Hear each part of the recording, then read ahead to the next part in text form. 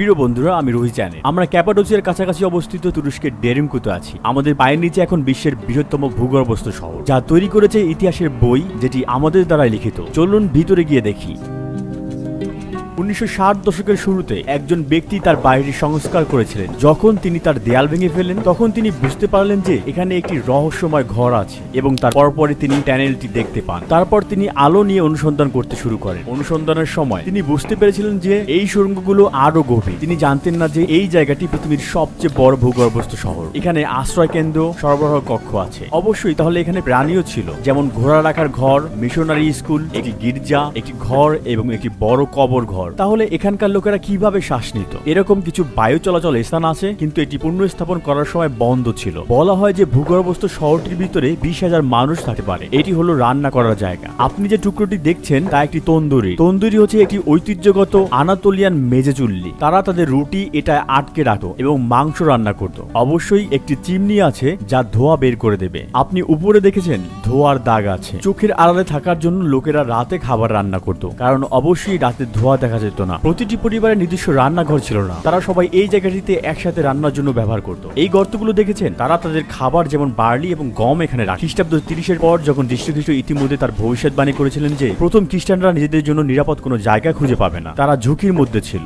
2য় শতাব্দীতে এই খ্রিস্টানরা আন্টাকিয়ার কায়সারিতে তারপর এখানে আসে। অবশ্যই তারা জানতো কিভাবে মাটির নিচে গিয়ে হানাদারদের কাছ থেকে লুকিয়ে থাকতে হবে। আপনি যে শক্ত পাথরগুলো দেখছেন তা হলো আগ্নেয়গিরির গঠন। এখন এগুলো খুব শক্ত, কারণ যখন তারা বাতাসের সংস্পর্শে আসে তখন তারা শক্ত হয়ে যায়। যাই হোক, আপনি যদি এই স্তরটি খনন করেন তবে আপনি দেখতে পাবেন যে দ্বিতীয়, তৃতীয় বা গভীর স্তরগুলো খুবই নরম। আর এই পাথরগুলো খনন করে তারা এখানে একটি মাটির নিচের শহর গড়ে তোলে। এটি ছিল 150 বা 160-এর দশকে। যিশুর জন্মের অল্প সময়ের পরে তাদের দাদা দাদিদের কেউ হয়তো যিশু খ্রিস্টকে দেখেছিলেন। রোমান সমাজে মূর্তি পূজক ছিল এবং সে সময় তারা চায়নি যে খ্রিস্টানরা থাকুক। সাম্রাজ্যটি তাদের প্রতি নিষ্ঠুর ছিল, তাই সেই খ্রিস্টানরা মাটির নিচে এসে তাদের ধর্ম রক্ষা করেছিল। হয়তো এই খ্রিস্টানরা এখানে বেঁচে না থাকলে খ্রিস্ট ধর্ম তখন ছড়িয়ে পড়তে পারতো না। এই রহস্যময় ভূগর্ভস্থ নগরীতে মানুষের বেঁচে থাকার জন্য প্রয়োজনীয় প্রায় সবকিছুই আছে, কিন্তু এর গভীরতম বিন্দুতে কি আছে? জায়গাটা আসলে অনেক বড়।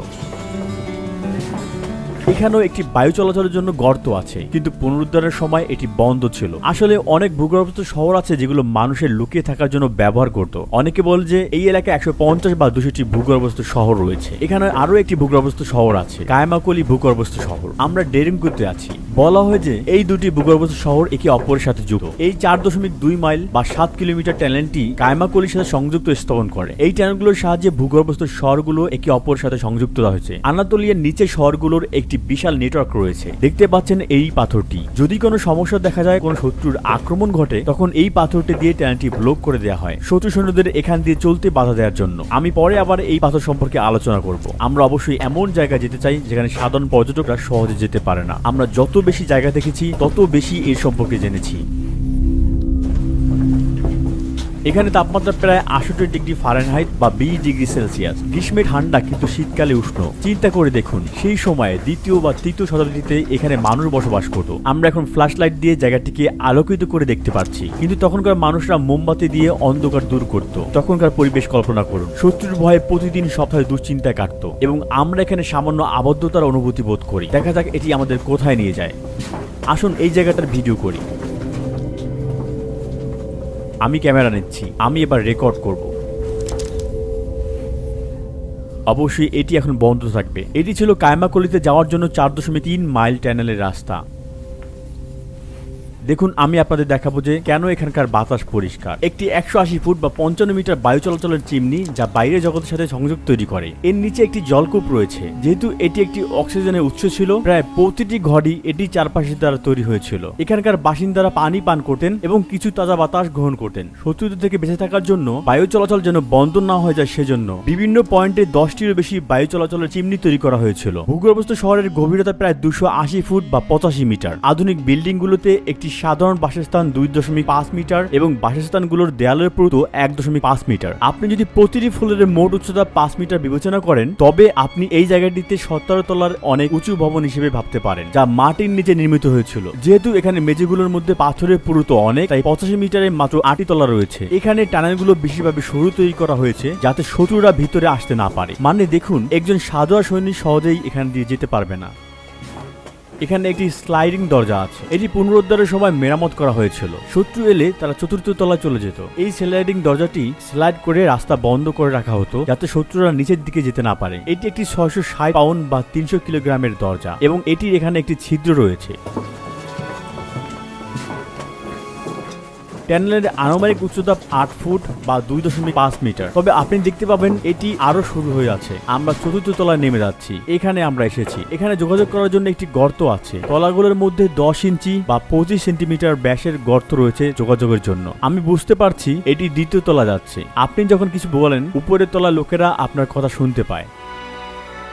এখন আমরা একটি দীর্ঘ টানেলের মধ্যে দিয়ে যাব বা 7 তলায় বা আরেকবার বললে -7 তলায়। এখানে সাবধানে হাঁটা উচিত যাতে আমরা পড়ে না যাই। আপনারা এখানে ছোট ছোট রুম দেখছেন আর একটি স্লাইডিং দরজাও আছে। আমি একটা জিনিস দেখাতে চাই। এখানে একটি ছোট ঘর আছে। তারা এই ভারী দরজাটি পিছন থেকে ধাক্কা দেয় এবং চতুর্থ তলা থেকে সপ্তম তলায় কাউকে যেতে না দেওয়ার জন্য টানেলটি বন্ধ করে দেয়। এখানে ফাস্ট চ্যানেলও আছে। শত্রু সৈন্যরা প্রবেশ করলে এই সুড়ঙ্গ দিয়ে যাবে, কিন্তু এই সুড়ঙ্গের শেষ প্রান্তে কিছু নেই। তখন সেনারা এখানে প্রাণ হারায়। যখন তারা এখানে বাসভবনে প্রবেশ করে তারা পিছনের স্লাইডিং দরজাটি বন্ধ করে দেয়। ঠিক এভাবেই সৈন্যদের নির্মূল করে। আজও একটি সাধারণ পাতাল রেল নির্মাণে 4 থেকে 5 বছর সময় লাগে। 1800 বছর আগে যখন আধুনিক যন্ত্রপাতি ছিল না এবং বিদ্যুৎও ছিল না, কিভাবে এই জায়গা নির্মিত হয়েছিল? শুধু খননের জন্য হাজার হাজার শ্রমিকের প্রয়োজন। ভূগর্ভ থেকে তোলা বালি এবং পাথরের মোট ওজন অনুমান করা হয় 5 মিলিয়ন টনেরও বেশি। এখন আমরা 7 তলায় আছি। এখানে একটি গির্জা আছে। দেখুন এখানে ক্রস আছে। এছাড়াও এই স্থানটি ক্রস আকারে ডিজাইন করা হয়েছে। ক্রসের লম্বা হাত আছে এবং ছোট হাত আছে। তারা এখানে শুধু প্রার্থনাই করেনি, এখানে গোপন বৈঠকও করেছিল। সেই মানুষদের কল্পনা করুন, তারা বাইরে যেতে ভয় পেত।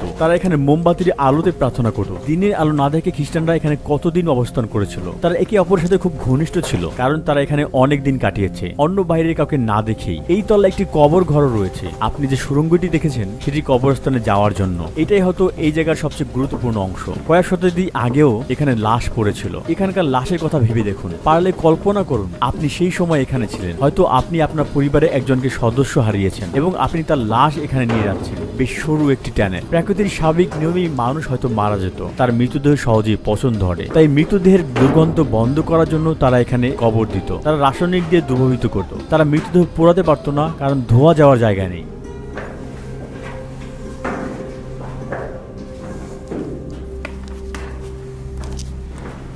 এই রাস্তাটি কোথাও যাচ্ছে বলে মনে হচ্ছে, কিন্তু এটি কোথাও যাচ্ছে না। এটি একটি বদ্ধ জায়গা। সম্ভবত রাসায়নিক পদার্থ এবং মৃতদেহ পচানোর সরঞ্জাম রাখা হতো। এখানে একটি জলের কূপ আছে, কিন্তু এটি একটি কূপ যার উপরে কোনো সংযোগ নেই। শত্রু সৈন্যরা যদি এখানে জলের কূপ আবিষ্কার করে তাহলে কি করবে? আপনি উপরে বড় বায়ু চলাচল চিমনি দেখেছেন। তারা সেখানে বিষ নিক্ষেপ করে সমস্ত জল নষ্ট করতে পারত। যেহেতু এটি ভূমির সাথে সংযোগ ছাড়াই একটি জলের কূপ ছিল, তাই এটি সবসময় পান করা নিরাপদ ছিল। এখন আমরা শেষ সুড়ঙ্গে যাচ্ছি, যেটি 8 তলায় যায়। অবশ্যই এটি আমাদের জন্য উন্মুক্ত জায়গার শেষ অংশ। উপরে একটি বায়ু চলাচলের চিমনি ছিল, 180 ফুট 55 মিটার লম্বা। এটি একটি গভীরতম বিন্দু। আপনি সেখানে কিছু আবর্জনা দেখতে পাচ্ছেন। এখন সেই ঘরে যাওয়া যাক যেখানে মানুষ থাকতো। আপনি এখানে অনেক রুম দেখতে পাচ্ছেন। আমার ব্যাকপ্যাক টানেলের উপরের অংশ লাগছে। আমি এটা এখানে রেখে দেব। আমাদের এখানে একটু সতর্ক হওয়া উচিত। এই ভিডিওতে আমি যে তথ্য দিচ্ছি তা জেনেফোনের অ্যানাবাসিস বইয়ের উপর ভিত্তি করে। লোকেরা কোথায় বাস করতো তার খোঁজ চালিয়ে যাওয়া যাক। এখানে বেড়াতে আসা পর্যটকরা সাধারণত এখানে আসেন না। আরোহণ করা কঠিন এবং মেঝে একটু পিচ্ছে। এখানে ছোট ছোট রুম আছে। এখানে একটি পরিবারে বসবাস করত। তাদের অবস্থা কল্পনা করুন। তারা বাইরের শত্রুকে ভয় পেত। এটি হয়তো কোনো পরিবারে থাকার ঘর ছিল।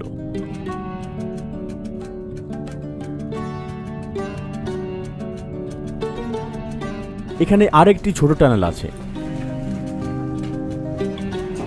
এটা কোথায় যাচ্ছে?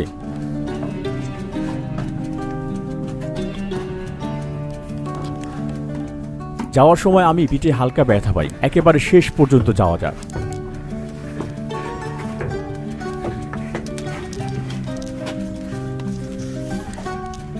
এটা বন্ধ।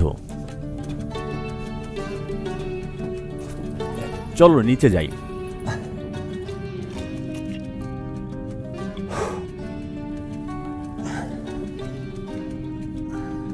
এটা গভীরতম ভূগর্ভস্থ শহর হওয়ায় সমগ্র বিশ্বের দৃষ্টি এখন এখানে। সারা বিশ্বের প্রত্ন তত্ত্ববিদরা এখানে গবেষণার জন্য আসেন। এখানে একটি বিশাল দরজা আছে। আপনি এই গর্তটি দেখেছেন? দরজা বন্ধ করার পর দরজার পিছনে কি আছে তা দেখার জন্য অথবা তীর নিক্ষেপ বা বর্ষা নিক্ষেপের জন্য ব্যবহৃত হতো। আমরা এখন খামারের জায়গায় আছি। এখানে পশু পাখি থাকতো। এগুলো ছোট গর্ত যেখানে পশুদের দড়ি দিয়ে বেঁধে রাখা হতো। তারা এখানে তাদের পশু বেঁধে রাখতো। এগুলো এমন জায়গা যেখানে প্রাণীরা জল খেত বা পান করত এবং এখানে তাদের খাবারের পাত্রও আছে।